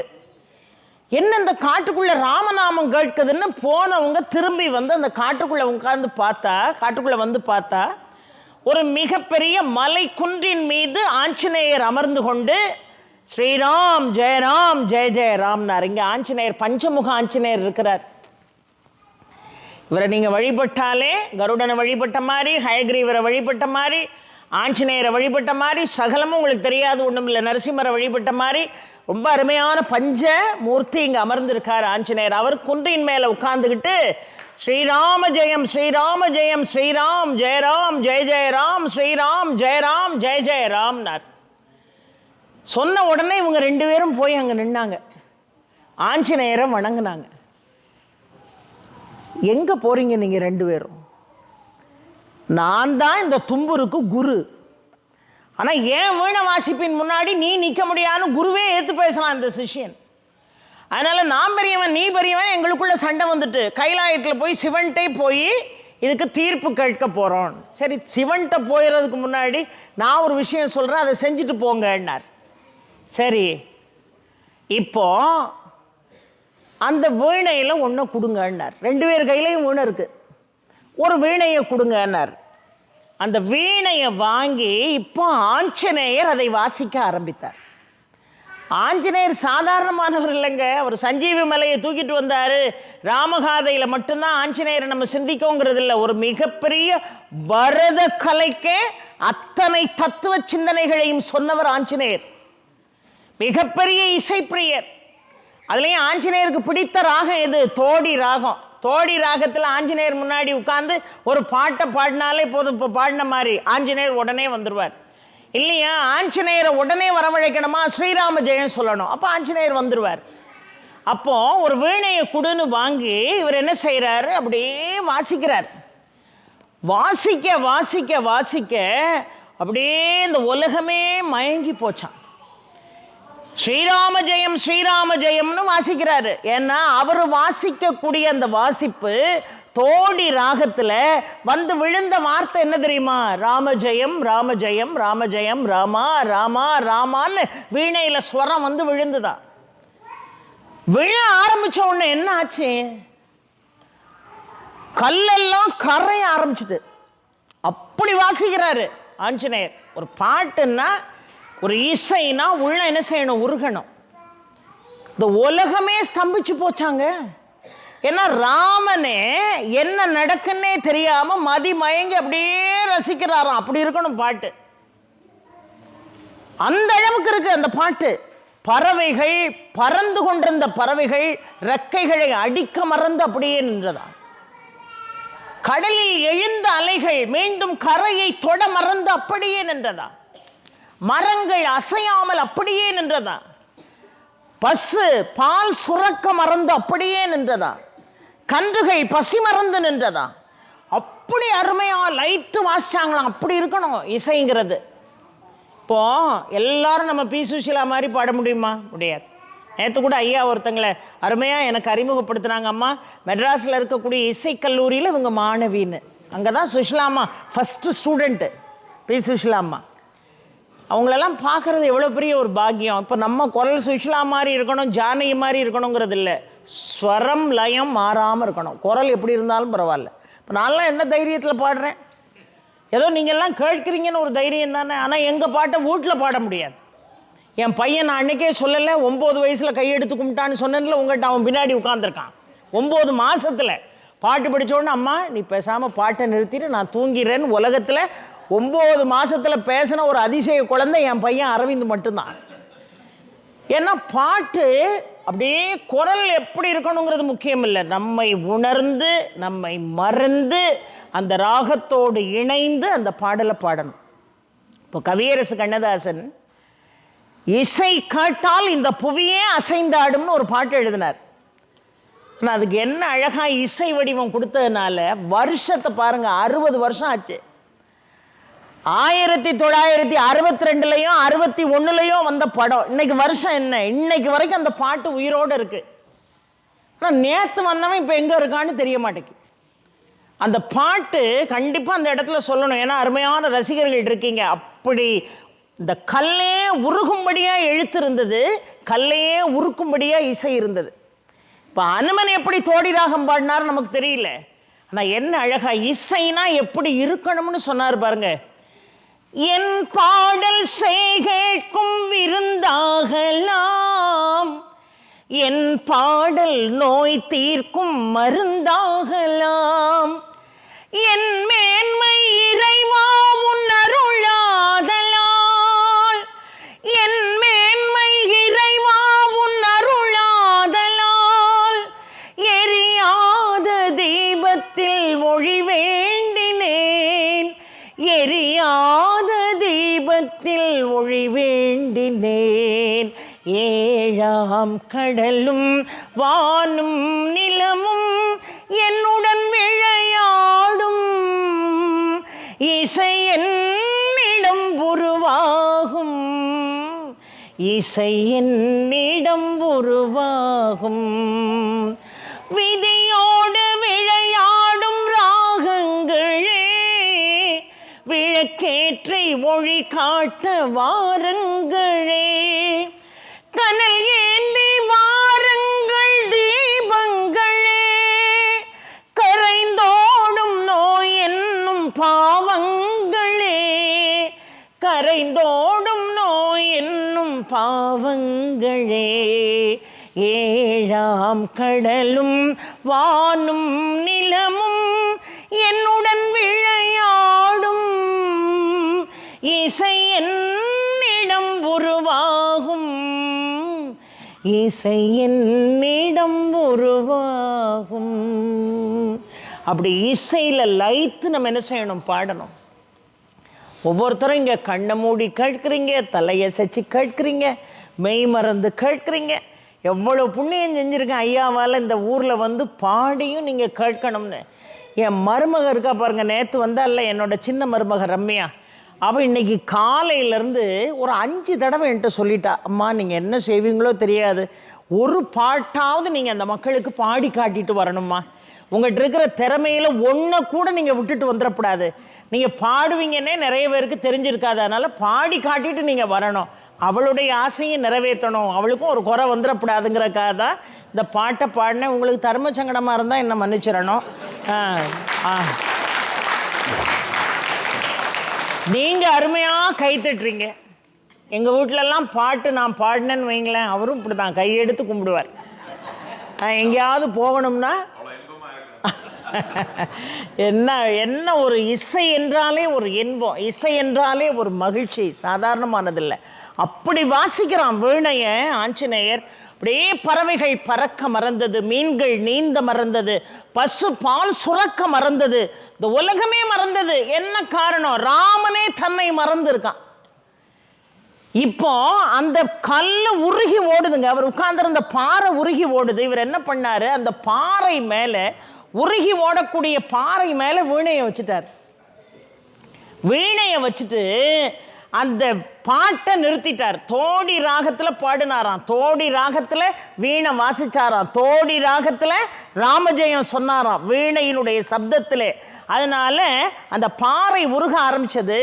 இப்போ அந்த இசையை நிறுத்தின உடனே அந்த பாறை கல்லா பழையபடி மாட்டிக்கிட்டு கல்லா மாறிட்டு, அப்போ வீணையை உருகின நேரத்தில் அது மேலே வச்சாரு, பழையபடி கல்லா மாறினோன்னு வீணையை எடுக்க முடியல, வெளியே வீணை கல்லுக்குள்ளே மாட்டிக்கிட்டு வெளியே எடுக்க முடியல. இப்போ சொன்னார் ஆஞ்சநேயர், உங்கள் 2 பேரில் யார் பெரியவங்கன்னு சண்டை போடுறீங்கல்ல, இதுக்கு நேராக சிவபெருமான்கிட்ட போய் எங்களில் யார் சிறந்த திறமை உள்ளவன்னு கேட்கணும்னு போகிறீங்கல்ல, தேவையில்லாமல் போய் அவரை தொந்தரவு பண்ண வேண்டாம், அவருக்கு நிறைய வேலை இருக்குது. அதனால் நீங்கள் 2 பேருக்கும் சேர்த்தாப்புல இப்போ ஒருத்தர் கையில் வீணை இருக்குது, அந்த வீணையை வாங்கி நீங்கள் அருமையாக நீங்கள் எந்த ராகத்தில் வாசித்தாலும் சரி நீங்கள் வாசிக்க ஆரம்பிங்க. வாசிக்க ஆரம்பித்த பிறகு இந்த வீணை எப்படி எடுக்கப்படணும், இந்த கல்லே உருகணும். முதல்ல இந்த வீணையை வச்சாரு பாருங்க, அந்த வீணையை வச்சு அந்த கல் உருகுச்சு பாருங்க. ஹனுமனுக்கு பிடிச்சது தோடி ராகம், ஆனால் இந்த கல் உருகுவதற்காக ஒரு ராகத்தை பிரயோகம் பண்ணார். அந்த ராகத்துக்கு பேர் குண்டக்கிரியா என்கின்ற ராகம். இந்த குண்டக்கிரியா ராகத்தில் பாடுறதெல்லாம் ரொம்ப சிரமம். அந்த குண்டக்கிரியா ராகத்தில் தான் ராமஜெயம் ராமஜெயம் ஸ்ரீராம் ஜெயராம் ஜெய ஜெயராம்னு ஸ்வரம் வந்து விழுந்துச்சு, கல் உருக ஆரம்பிச்சது. வீணையை கீழே வச்சுட்டாரு, பாட்டை நிறுத்திட்டாரு, இசையை நிறுத்திட்டாரு. கல் பழையபடி அந்த வீணையை சூழ்ந்து கொண்டு எடுக்க முடியல. இப்போ ஒரு வீணை உங்கள் 2 பேருக்கும் சேர்த்து ஒரு வீணை கையில் இருக்குல்ல, 2 பேரும் மாற்றி மாற்றி வாசிங்க. யார் வாசிக்கும் போது பழையபடி கல் உருகி வீணையை கையில் எடுக்கீங்களோ அவங்கள நான் திறமசாலின்னு ஒத்துக்கிடுறேன்னு ஆஞ்சநேயர் சொன்னார். 2 பேரும் சொன்னாங்க எங்களை மன்னிச்சிடணும்னாங்க. இந்த பல பரீட்சைக்கே நாங்கள் வரல, இது எங்களால் முடியவே முடியாது. அதனால எங்களுக்கிடையே இருந்த ஆணவம் இப்பொழுதே அழிந்து போனது. ஒரு திறமை கடவுள் நமக்கு கொடுக்கலாம், அது டான்ஸாக இருக்கலாம், அது பேச்சாக இருக்கலாம், அது பாட்டாக இருக்கலாம். எந்த திறமை இருந்தாலும் அந்த திறமை வளரணும்னா என்ன நினைக்கணும் தெரியுமா, என்னை விட பல திறமைகள் கொண்டவன் இந்த உலகத்தில் இருக்கான்னு நினச்சிக்கிட்டே பாடணும். இப்போ இங்கே மியூசிக் டீச்சர்ஸ்லாம் நேற்று வந்தீங்கன்னு ஐயா சொன்னாங்க, டான்ஸஸ்லாம் வந்தீங்கன்னு சொன்னாங்க. ஆனாலும் நான் பாடுறேன்னா எனக்கு எவ்வளோ தைரியம் இருக்கணும் யோசித்து பாருங்கள். சரி நம்மளும் பாடி பார்ப்போமே அப்படின்னு. ஆனால் பாடி பார்ப்போம், அம்பாள் முன்னாடி பாடி பார்ப்போம், அவர்கள் கேட்க முயற்சி செய்யட்டும் தான் நினைக்கணுமே தவிர என்ன மாதிரி உலகத்தில் பாடுறதுக்கு யாரும் இல்லை, என்ன மாதிரி உலகத்தில் பேசுறதுக்கு யாரும் இல்லைங்கிற ஆணவமும் கர்வமும் இந்த தலையில் வந்து உட்கார்ந்துட்டா இருக்கிற திறமையும் அழிஞ்சு போகும் பெரியோர்களே. அதனால தான் கர்வம் இல்லாத ஆணவம் இல்லாத நிலையிலே மனிதன் வாழ்ந்தான் என்று சொன்னால் யாரு கிருபாகரன், இத்தனையும் தலையில் சூடிய சிவனுடைய மகன் முருகப்பெருமான் உங்களுக்கு கிருபாகரனாக வந்து நிற்பான். ஆக ஆணவம் அழியணும், அகந்தை அழியணும், செருக்கு அழியணும், தன்முனைப்பு அழியணும், முருகப்பெருமானுடைய அனுகிரகம் உங்களுக்கு முழுமையாக வந்து கிடைக்க வேண்டும் என்று சொன்னால் முருகனை பற்றி அருணகிரிநாத சுவாமிகள் பாடிய ஏதோ ஒரு விருத்தத்தை கையிலே வைத்துக்கொண்டு பாட முயற்சி செய்யுங்கள், பாராயணம் செய்ய முயற்சி செய்யுங்கள். முருகன் அதை கேட்டுக்கொண்டே இருப்பான். ஒரு முறை சொன்னாலும் சரி, 1000 முறை சொன்னாலும் சரி, அதுக்கு கொடுக்க வேண்டிய பலனை அவன் கொடுக்காம ஒரு நாள் என்ன செய்ய மாட்டான், நிறுத்த மாட்டான். ஆக ஆணவம் இல்லாத, கர்வம் இல்லாத, அகந்தை இல்லாத, செருக்கு இல்லாத நிலையிலே முருகப்பெருமானை பற்றி பாடிய அருணகிரிநாத சுவாமிகளுடைய பாடல்கள் அது எதுவாக வேண்டுமானாலும் இருக்கலாம், அதை பாடி பரவசம் அடையுங்கள். முருகப்பெருமானுடைய முழுமையான அனுகிரகம் உங்களை வந்து சேரும் என்பதை செய்தியாக சொல்லி அருமையான வாய்ப்புக்கு நன்றி பாராட்டி உங்கள் வசமிருந்து விடைபெறுகிறேன். உருவாய் அருவாய் உழதாய் இலதாய் மறுவாய் மலராய் மணியாய் ஒழியாய் கருவாய் உயிராய் கதியாய் விதியாய் குருவாய் வருவாய் அருள்வாய் குகனே ஆறிரு தடந்தோள் வாழ்க, அறுமுகம் வாழ்க, வெற்பை கூறுசை தனிவேல் வாழ்க, குக்குடம் வாழ்க, செவ்வள் ஏறிய மங்கை வாழ்க, யானைதன் அணங்கு வாழ்க, மாறிலா வள்ளி வாழ்க, வாழ்க சீர் அடியாரெல்லாம் வெற்றிவேல் முருகனுக்கு, ஞானவேல் முருகனுக்கு, வீரவேல் முருகனுக்கு.